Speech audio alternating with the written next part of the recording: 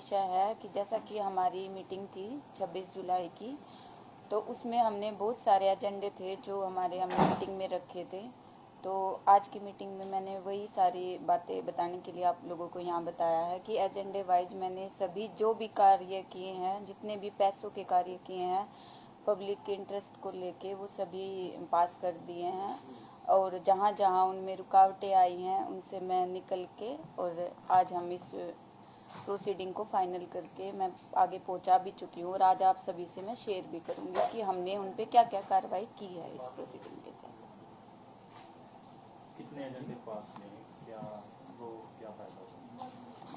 इस मीटिंग में जितने भी एजेंडे थे, चाहे वो पुराने हमारे जो काम थे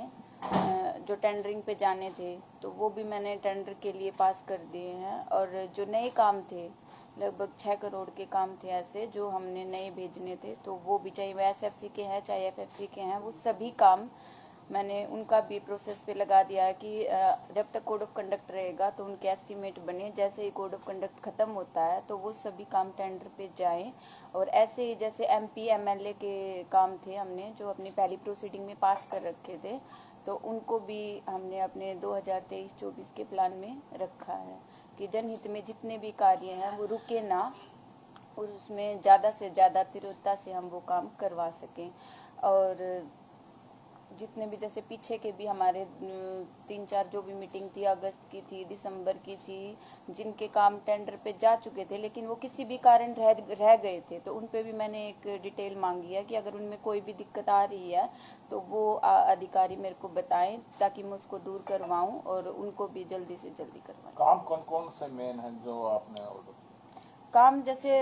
पानी से रिलेटेड है कि गंदे पानी की निकासी हैं, खेतों के रास्ते हैं, या साफ पानी के लिए पाइपलाइन है। इस तरीके के काम हमने रखे हैं पब्लिक इंटरेस्ट में कि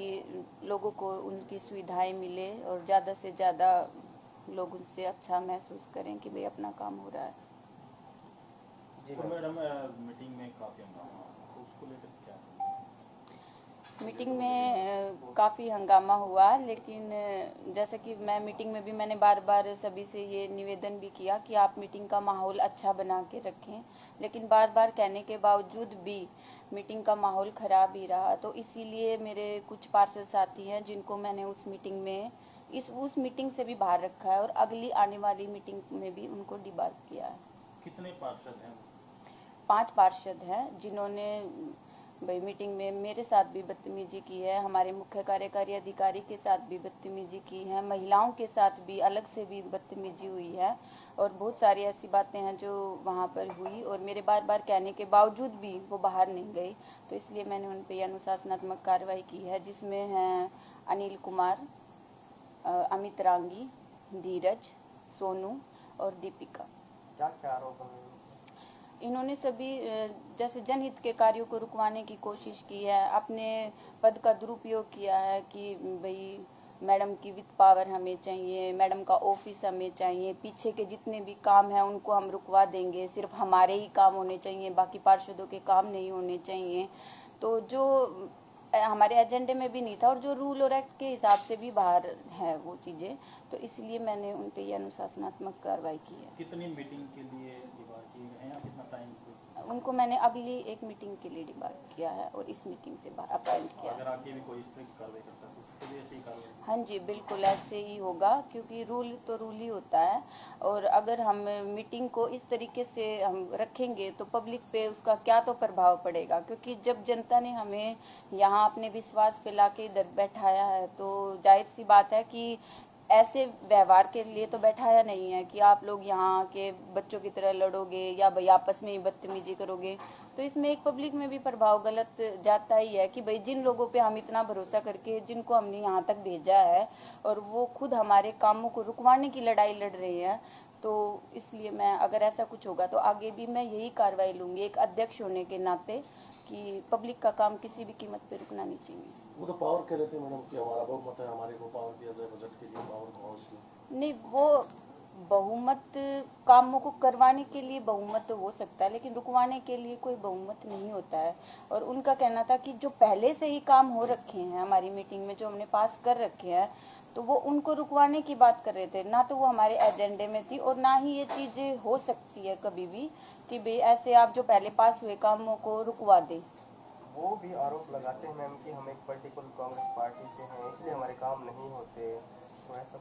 कुछ पार्षद ने नहीं। भी आरोप लगाते हैं, प्रदर्शन भी किया था किया था बाहर। नहीं, जैसे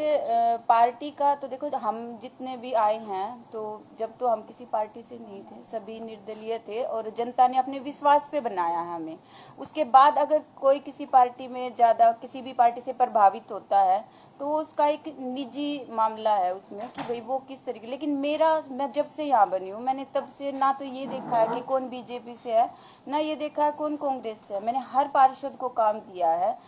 जिसमें कि हमारी जब हाउस की मीटिंग हुई तो ये चीजें मैंने क्लियर भी की थी। वहां पे बैठे जो एक दो पार्षद थे जो कह रहे थे कि भाई जो भी खिलाफ थे इन कामों को रुकवाने के लिए, तब भी मैंने उनसे पूछा था कि पूरे 1 साल में मैंने